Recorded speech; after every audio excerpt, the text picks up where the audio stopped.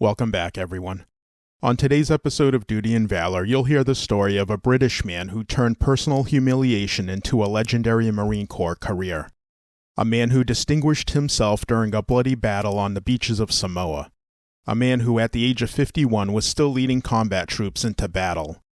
This is the story of Medal of Honor recipient, U.S. Marine Corps Captain Henry Hulbert.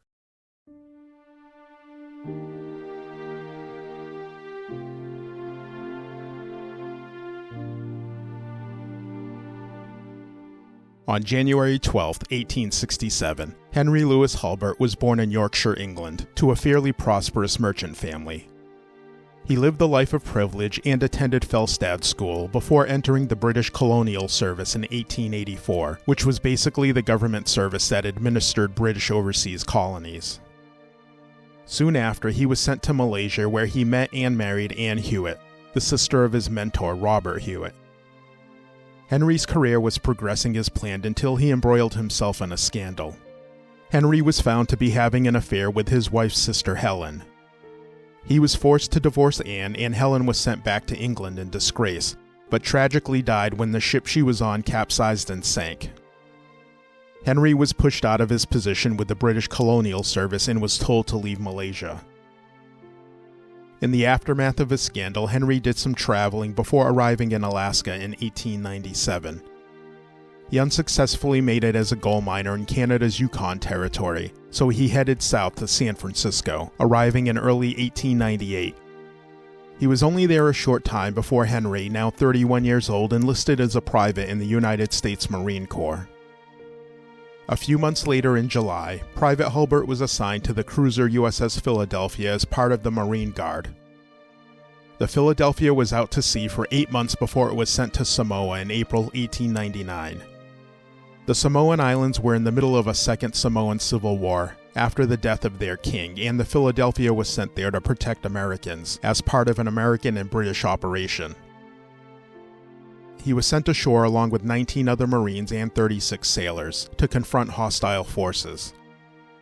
There they burned down the village huts of those believed to be insurgents. After this act, they began to ford a river when they were ambushed by well-armed Samoans.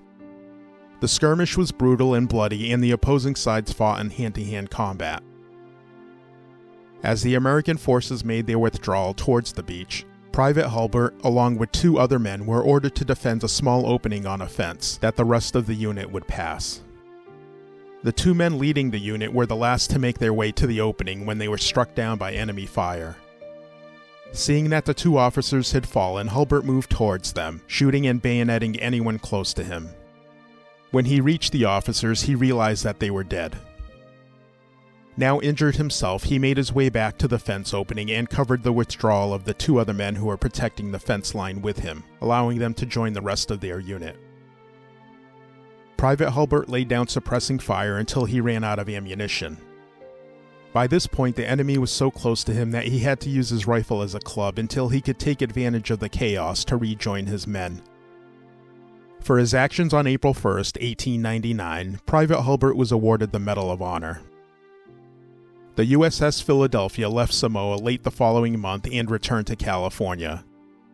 Hulbert was promoted to corporal on May 29th and then to sergeant on November 23rd. By the time his first enlistment ended in 1903, he was the rank of first sergeant, and between 1903 and 1917, Hulbert re-enlisted 4 times. By the time the U.S. entered World War I, Hulbert was serving on the staff of the Commandant of the Marine Corps.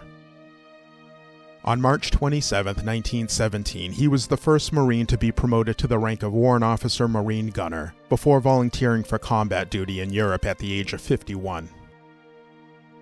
Hulbert was assigned to the 5th Regiment and fought in France. Though his assignment to regimental headquarters gave him relative safety, Colonel Neville wrote that Hulbert liked to, quote, indulge himself in a bit of freelance fighting, unquote. During the Battle of Belleau Wood, he was recognized multiple times for acts of bravery, was awarded the Distinguished Service Cross, and personally recommended for a commission as a captain by General John J. Pershing. Though he wouldn't immediately become a captain, he was commissioned as a second lieutenant by the time his unit saw action at Battle of Chateau Thierry. True to form for Lieutenant Hulbert, there he distinguished himself in combat yet again and was promoted to first lieutenant.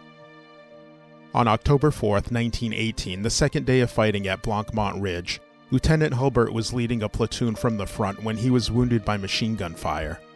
They soon had the Germans retreating, but during the fighting, Lieutenant Hulbert fell mortally wounded. By the time of his death, the recommendation for Hulbert's promotion to captain had made its way to the Secretary of the Navy, who had approved it, but it came too late for Hulbert to know of it himself. Captain Henry Hulbert is buried at the Arlington National Cemetery. The nation would honor Captain Hulbert's legacy by naming a destroyer the USS Hulbert in 1919. The Hulbert was moored at Pearl Harbor on December 7, 1941, when it was attacked by Japanese forces. The ship survived the attack and was credited with shooting down a Japanese torpedo bomber. It served during World War II before being decommissioned in 1945. Henry Hulbert's story is one of unwavering courage that transcends age and rank. A Marine who rose to the challenge in Samoa, earning the Medal of Honor.